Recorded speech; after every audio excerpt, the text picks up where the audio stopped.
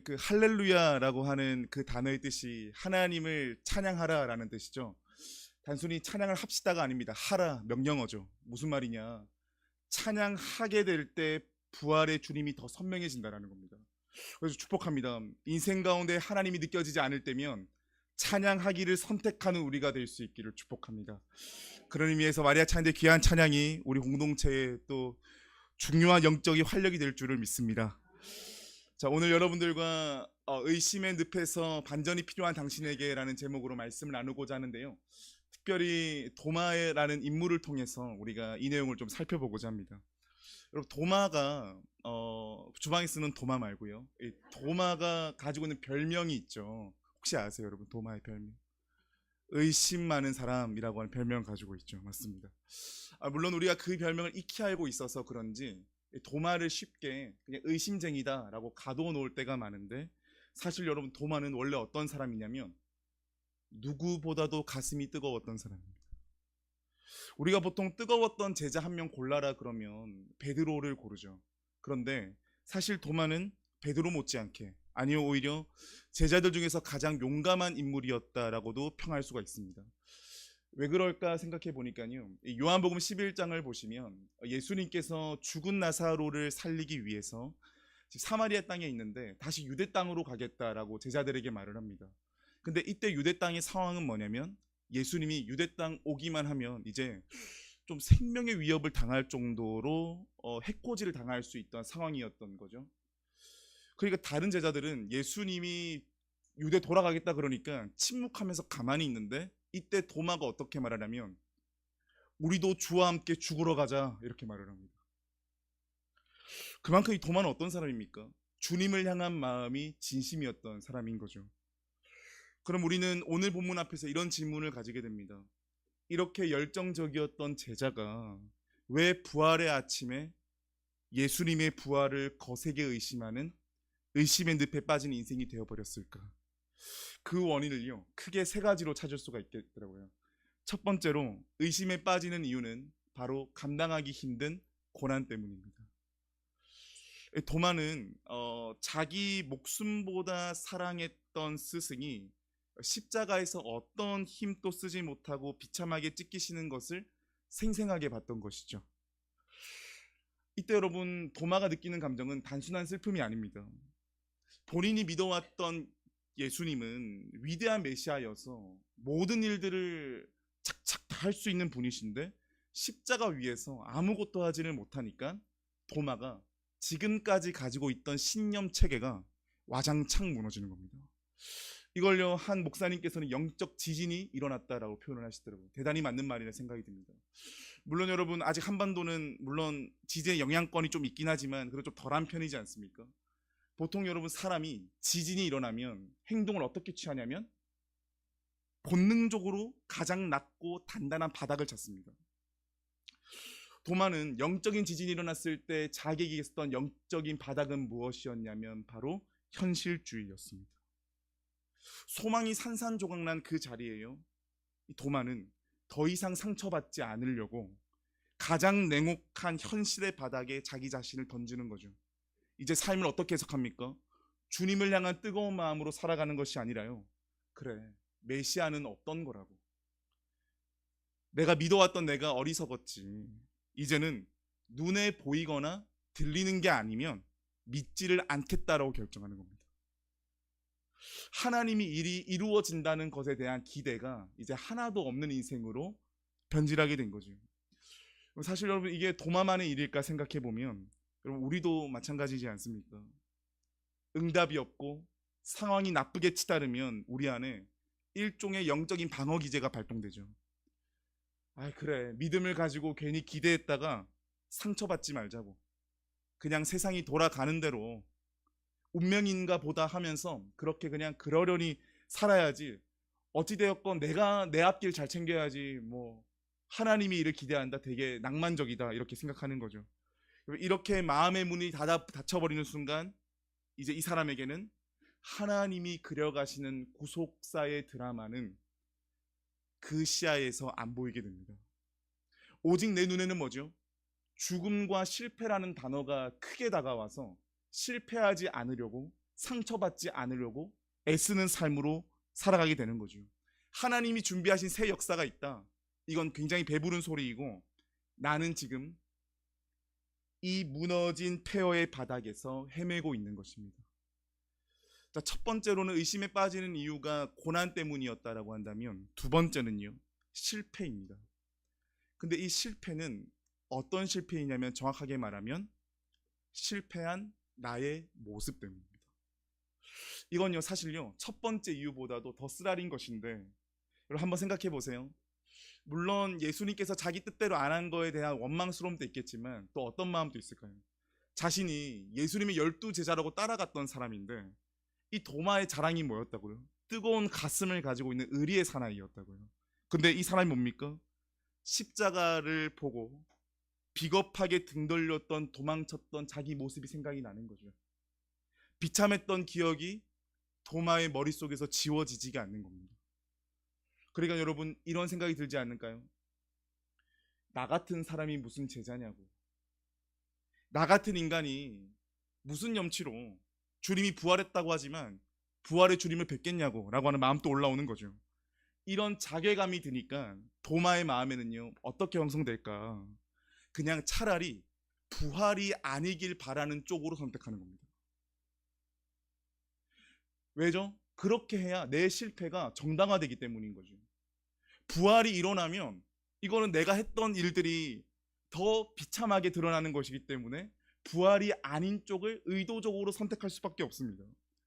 자신의 연약함에 함몰되어서 하나님을 패싱하는 것, 그것이 도마의 마음을 더 의심의 늪에 빠지게 만든 거죠. 우리의 인생은 어떤가요? 내 인생이 엉망이 되고 계획이 틀어지면 내 연약함을 근거로 해서 하나님의 능력까지 내 멋대로 제한해 버립니다. 설령 하나님이 함께 하심 내가 경험했다 그래도 자신의 실패와 상처를 합리화하기 위해서 익숙한 실망에서 벗어나려고 하진 않습니다. 왜냐? 이 실망에서 벗어나서 기대를 하게 되면 더 힘들고요.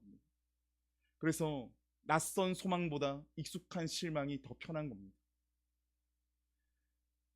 그리고 소망을 선택하는 순간 어떻게 되는 겁니까? 내가 틀렸다라고 하는 게 탄로나기 때문에 메이크업 되어 있는 자기 자신으로서는 용납이 안 되는 건 거죠.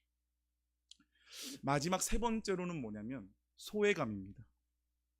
의심에 빠진 이유 세 번째가 소외감인데, 여러분 혹시 질문 하나 드려볼게요. 그 수련회 중에 최악의 수련회가 뭔지 아세요? 여러분 혹시 최악의 수련회, 우리는 보통 생각할 때 은혜가 아예 없는 수련회가 최악의 수련회일 것 같죠. 근데 제가 한 4년에서 8년 정도 제가 청년사학을 했었는데, 청년사학을 하면서 우리 청년들한테 제가 그 수련회 관련돼서 얘기를 들을 때 어떤 수련회가 최악이냐, 나만 빼고 모두 은혜 받은 수련회가 최악의 수련회입니다. 본문을 보세요. 본문을 보시면 예수님이 부활하셔서 제자들에게 나타나셨는데 하필 그 자리에 누가 없었던 거죠? 도마가 없었습니다. 야, 나중에 돌아온 도마에게 제자들이 말해주죠. 야, 부활의 주님이 진짜 나타났다. 예수님 부활하셨다라고 얘기합니다. 이 말을 들은 도마는 어떤 마음이었을까요? 기뻐서, 그래? 야, 주님 부활했다니까 너무 행복하다. 이게 아니라는 거죠. 그 하나성은 도마에게 축복이 아니라 소외감이라고 하는 날카로운 칼날로 들어옵니다. 무슨 말일까요? 아니, 좀 인간적으로 말해서 죄송합니다. 아니, 내가 있을 때 오셔야지. 이게 솔직한 마음인 거죠. 내가 있을 때 와야지, 왜 하필 내가 없을 때 왔냐. 혹시 주님께서 나를 잊어버린 게 아닐까? 내가 필요 없는 사람으로 생각하는 게 아닐까라고 하는 생각을, 여러분 도마가 되어 보십시오. 충분히 그 생각을 할 수가 있습니다. 그래서 여러분 사실 이게 굉장히 무서운 거죠. 여러분 이게 좀 도마 이야기니까 우리가 그냥 넘어가는데, 우리의 실상으로 한번 다가와 볼까요? 교회 생활할 때 그럴 때 있지 않으세요? 내 옆에 있는 권사님은 기도를 하셔가지고 응답을 받았어요. 그래가지고 막 기도 별로 안 한 것 같은데 막 응답 받았다면서 기뻐하면서 막, 좀 이런 말이 좀 속되게 들릴 수 있지만 꼴 보기 싫을 정도로 자랑을 너무 하는 거예요. 그리고 여러분 앞자리에 있는 청년은요, 나는 지금 침체돼 있어가지고 그냥 아무것도 느껴지지 않아. 그냥 가만히 그냥 입국 닫고 가만히 예배드리고 있는데, 앞에 앉아있는 청년은 손을 들고 찬양하면서 막 눈물 흘리고 콧물 흘리고 막 하는 겁니다. 나는 긴 어두운 터널을 지나가고 있는데 말이지. 실생활적으로 얘기하면 남들은 다 은혜의 로켓 배송을 다 받고 있어요. 근데 나만 택배가 일주일째 안 오고 있는 겁니다. 나만. 이때 찾아오는 감정이 뭡니까? 서운함이죠. 영적인 서운함이죠. 이 서운함은 뭡니까? 우리의 마음을 꺾어버리게 만들고 주저앉게 만듭니다. 그러면 사람 마음이 어떻게 되느냐? 그래, 니들끼리 잘해봐라. 나는 어차피 주님께 별로 중요한 사람이 아닌가 보다라고 하면서 체념하면서 자기를 종지부를 찍고자 합니다. 이런 마음이 드는 순간 우리는 소외감이라고 하는 차가운 냉기 속에서 의심의 늪에 더 빠지게 되는 거죠. 정리하면 도마는 의심의 늪에 왜 빠졌던 겁니까? 고난과 실패와 소외감의 소용돌이 속에서 못 나왔기 때문인 거죠. 근데 여러분, 오늘 본문에서 우리가 새롭게 좀 바라봐야 할 반전의 시작점이 있는데요. 도마는 그 늪에서 그냥 주저앉아 있는 걸로 끝나지 않았다는 겁니다. 그는 그 늪 한가운데서 자기가 할 수 있는 최선의 액션을 했다라는 거예요. 이 도마의 태도를 우리가 유익 있게 바라봐야 될 필요가 있는데, 내가 늪에 빠졌다고 했을 때는 그걸로 끝나는 게 아니라, 기억하세요, 그 늪에서 무엇을 해야 할까를 고민하셔야 됩니다. 의심의 늪에서 한순간 또 못 나고 있다면 내가 여기에서 뭘 해야 되지를 생각할 필요가 있다는 거죠. 도마가 그 태도를 오늘 본문을 통해서 알려주는데 두 가지로 살펴볼 텐데요. 먼저 우리 오늘 본문 25절 말씀을 같이 함께 읽어보겠습니다. 다른 제자들이 그들에게 이르되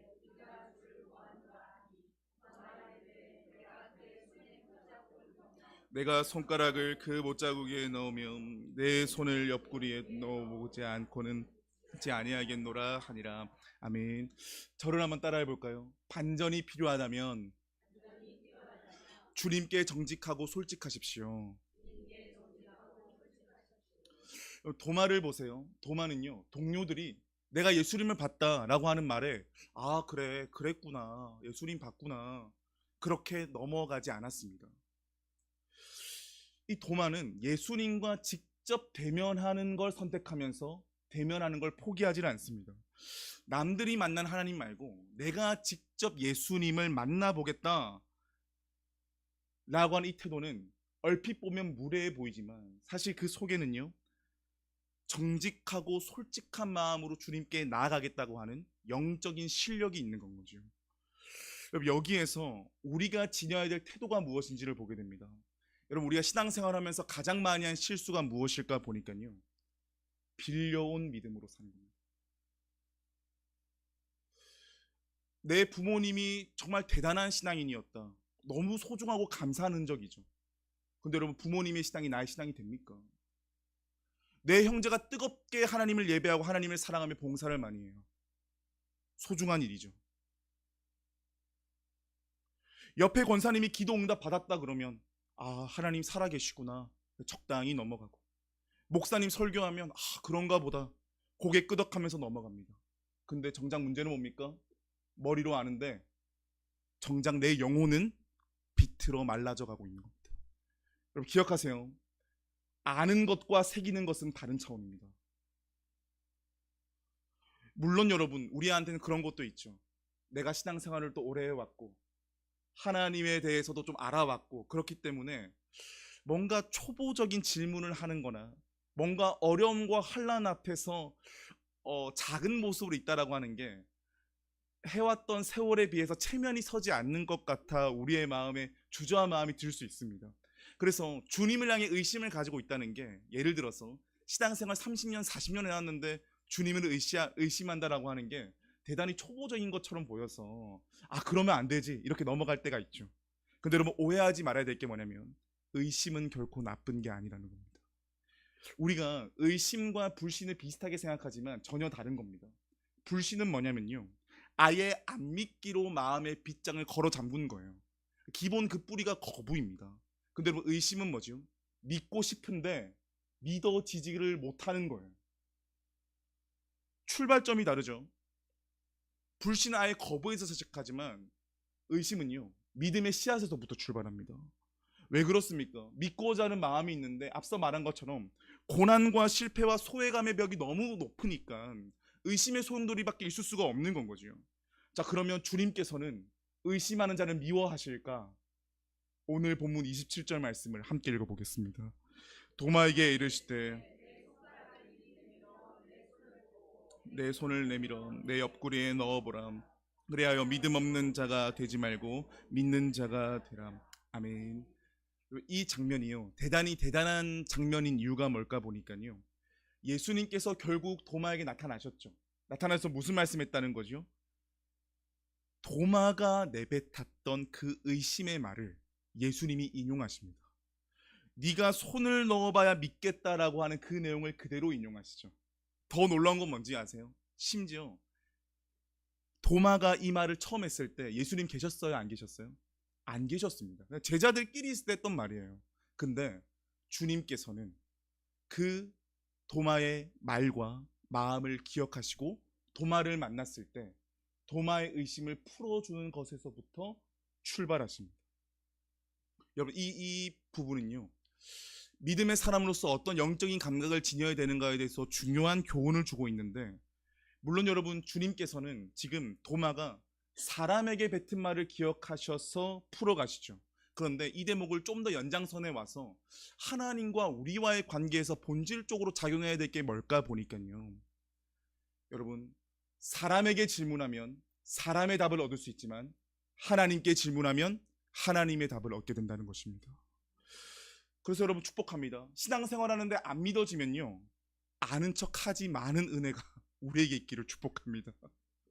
여러분, 주님께서는 우리의 의심 때문에 상처받는 분이 전혀 아니십니다.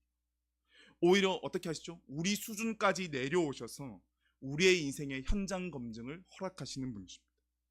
의심의 늪에 빠져 있을 때, 한 걸음도 나오지 못할 때 우리의 기도가 꿍에 있는 걸 넘어서서 이런 기도를 트이면 좋겠는데, 도마처럼 하나님, 저 주님이 보이지가 않습니다. 저도 주님을 직접 만나고 싶습니다. 주님의 살아계심을 직접 확인할 수 있도록 저를 도와주세요. 축복하기는 우리에게 이 적극적인 액션이 실행될 수 있기를 축복합니다.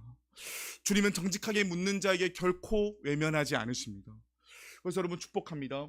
정직하고 솔직하게 주님을 대면하려는 손을 뻗는 우리가 될 수 있기를 주님의 이름으로 축복합니다. 자, 그 다음에 우리 26절 상반절 말씀을 함께 읽어볼 텐데요, 저 노란색 글씨만 함께 읽어보겠습니다. 여드레를 지나서 다시 집안에 있을 때에 도마도 함께 있고. 아멘. 자, 둘째로 저를 한번 따라해 볼까요? 반전이 필요하다면 예배의 자리와 공동체의 자리를 지키십시오. 자, 지금 주님께서 도마 앞에 언제 나타나셨다라고 그러죠? 여드레 만에. 이거를 좀 우리가 좀 쉽게 바꾸면 8일 만에 나타났다라는 말입니다. 그럼 왜 굳이 8일이라고 하는 긴 침묵을 주셨을까? 성경에서요, 여러분도 아시다시피 숫자는 하나님의 의도를 담는 그릇으로 쓰임받게 됩니다. 유대적 배경에서 7이라고 하는 숫자는요, 인간의 완전수죠. 그래서 당시에 사람이요, 상식적으로 인내할 수 있는 최대치의 기간을 7일로 봐주기도 합니다. 그리고 도마 입장에서 생각해 보시죠. 부활의 주님을요, 일주일 내내 기다려왔어요. 근데 7일째에도 주님께서 안 오셨어요. 그러면 어떻게 해도 괜찮은 거죠. 그 자리를 털고, 야, 내가 이럴 줄 알았다. 그래, 역시 부활은 거짓이었어. 그래, 역시 안 오잖아 하면서 비웃으면서 내팽개치고 나가도 전혀 무리가 없습니다. 하지만 도마는 어떻게 했죠? 그 7일을 지나서 여드레째, 8일째까지도 자리를 지킵니다. 그래서 여러분, 놀랍게도요, 성경 산술에서 8이라고 하는 숫자는 새로운 시작과 부활을 상징합니다.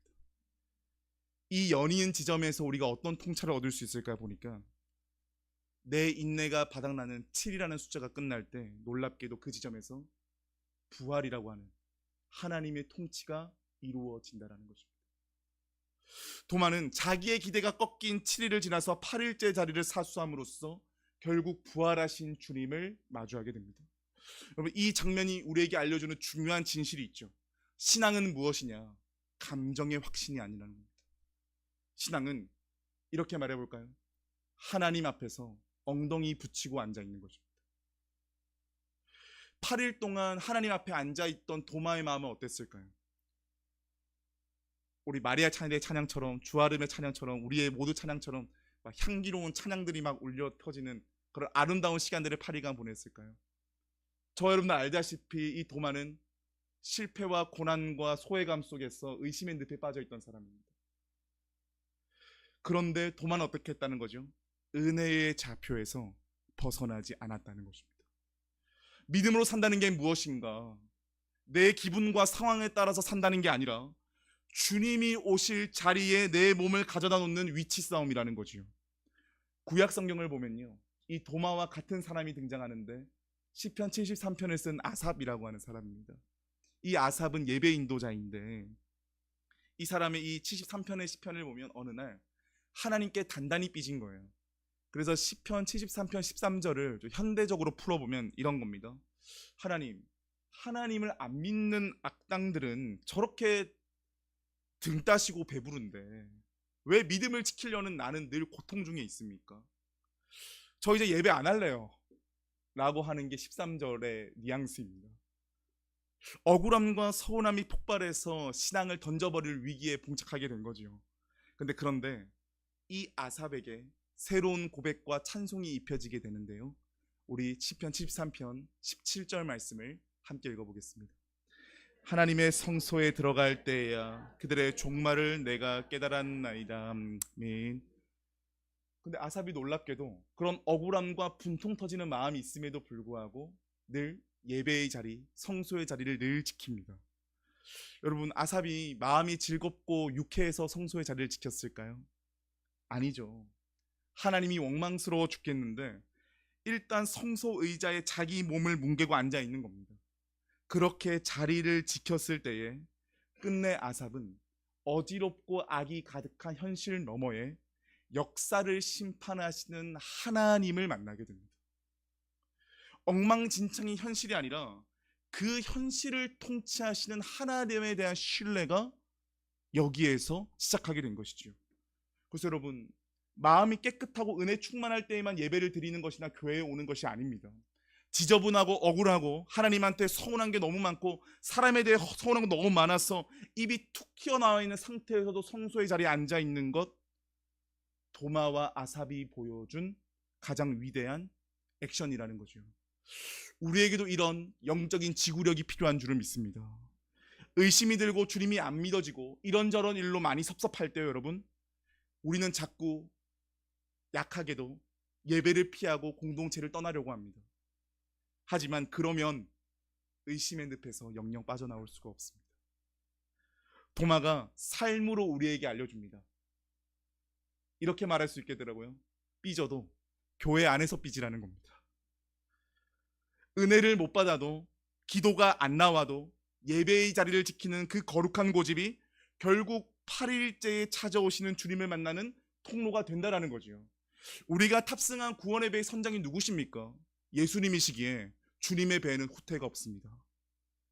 그러니 예배의 자리를 지키고 공동체의 자리를 지키는 우리가 될 수 있기를 주님의 이름으로 축복합니다. 자, 그럼 도마가요, 의심의 늪에서 주님 앞에 진솔하게 나아가며 예배의 자리를 지키고 공동체의 자리를 지킬 때 어떤 일이 그 인생 가운데 펼쳐졌는가? 우리 26절 후반절의 말씀 노란색 글씨를 함께 읽어보겠습니다. 문들이 닫혔는데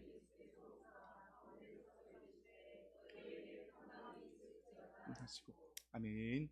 자, 여기에 흥미로운 대목이 있는 게, 자, 노란색 글자 서두에 보시면 문들이 닫혀 있는데 예수님이 오셨대요. 기본적으로 여러분, 문 잠겨 있으면 사람이 들어갈 수 있습니까, 없습니까? 못 들어가죠.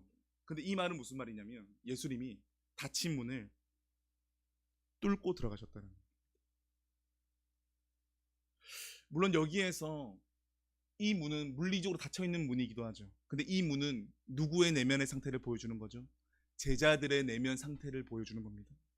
부활의 주님을 만났지만 여전히 두렵고 여전히 힘들며 여전히 상처가 많고 여전히 내 인생의 난제들이 해결될 수 있을까라고 하는 두려움과 온갖 것들이 엄습해오고 있는 상태인 거죠.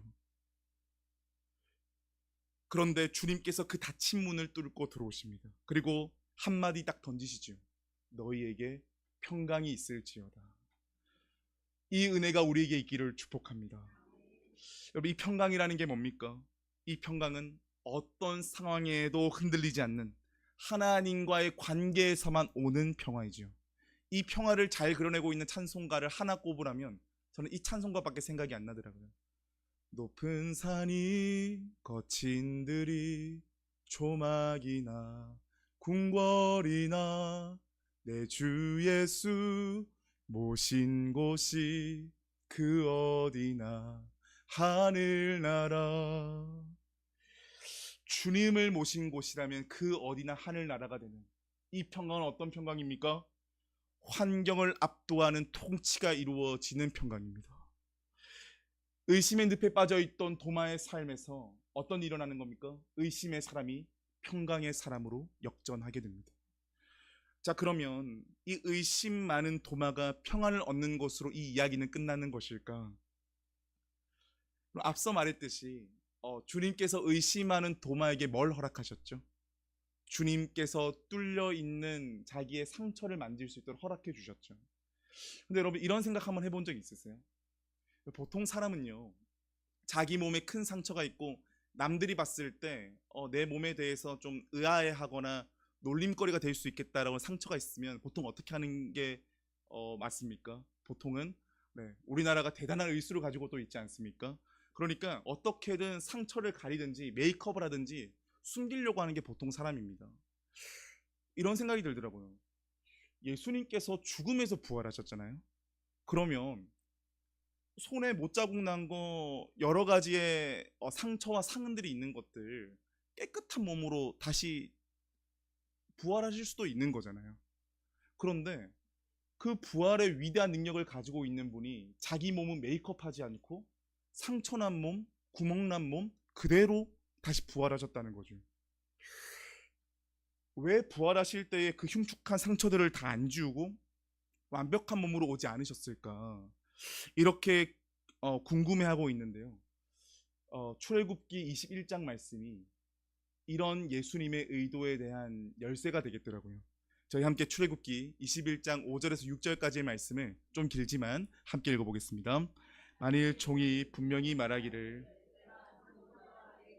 사랑하니 나가서 자유인이 되지 않겠노라 하면 그 상전이 그를 데리고 대자에게로 갈 것이요 또 그를 문이나 문설주 앞으로 데리고 가서 그것에다가 송곳으로 그의 귀를 뚫을 것이라. 그는 종신토록 상전을 섬기리라. 아멘. 말씀으로 봤을 때 대충 어떤 느낌인지 알겠다 싶으실 수 있는데요.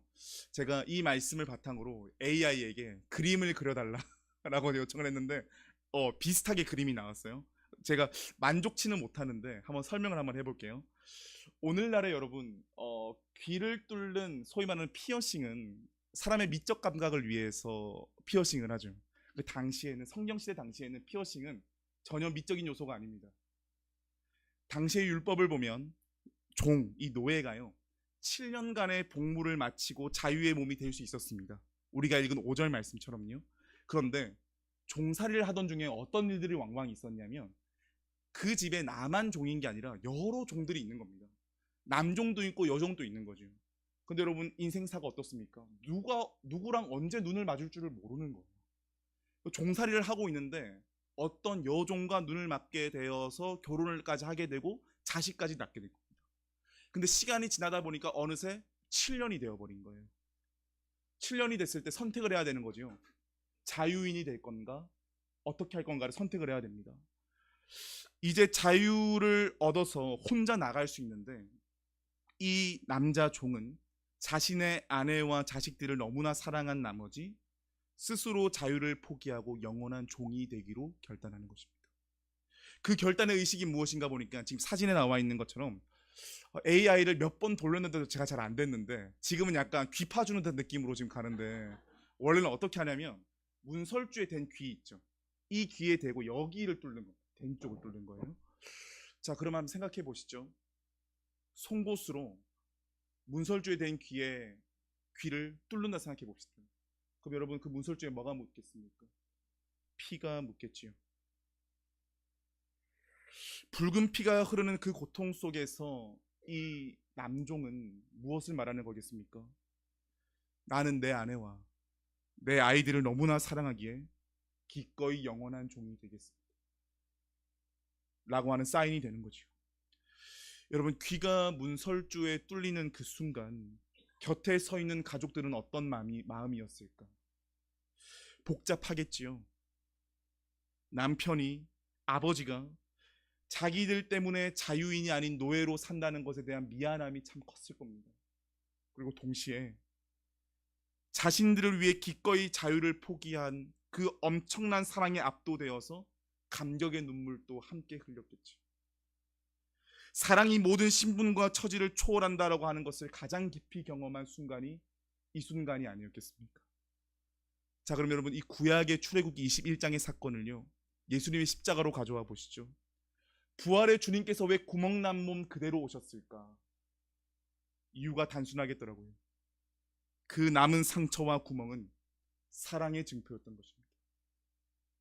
주님은 십자가라는 문설주에 당신의 온목을 박으셨던 것이요.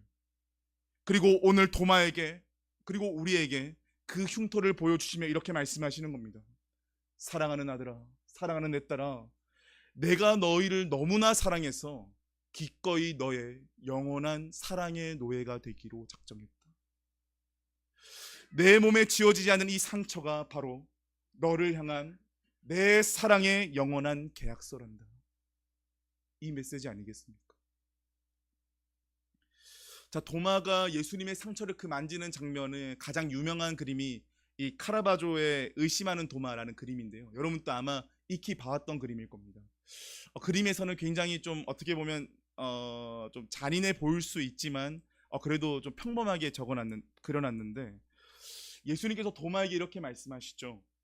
네 손을 내밀어서 내 옆구리에 넣어봐라 라고 말을 합니다. 예수님의 옆구리에 있었던 그 창자국은 단순한 찰과 상이 아니죠. 요한복음 19장 34절에서 예수님의 옆구리를 찔렀는데 말씀이 뭘 기록하냐면 물과 피가 쏟아져 나왔다라고 말을 합니다. 의학자들이요, 사람의 옆구리를 찔렀는데 물과 피가 쏟아 나왔다라고 하는 건 어떻게 해석할 수 있냐면, 신체가요, 그 심장이 자기가 감당할 수 없을 정도의 고통에 처하게 됐을 때 심장을 터뜨리게 되면 물과 피가 동시에 나온답니다. 그렇죠? 여러분 생각해 보세요. 사람의 몸에 살이 베이거나 그러면 뭐만 나오죠? 피만 나오잖아요. 피와 물이 나온다라고 하는 건 심장이 견딜 수 없을 만한 압박과 고통에 처하게 될 때 터지게 되면 물과 피가 동시에 나온다라는 겁니다. 그러니 여러분, 옆구리에 상처가 있었다라고 하는 것은요, 단순히 찰과 상이 아니라 뭘 말하는 거죠? 창으로 확인 사살을 했던 것입니다. 그러니까 옆구리를 통해서 예수님의 심장을 관통했던 거죠. 그럼 여러분, 주님은 어떤 상흔을 가지고 있는 겁니까? 손과 발에만 구멍이 나 있는 게 아니라요, 심장에도 구멍이 나 있으신 겁니다. 상상해 보시죠.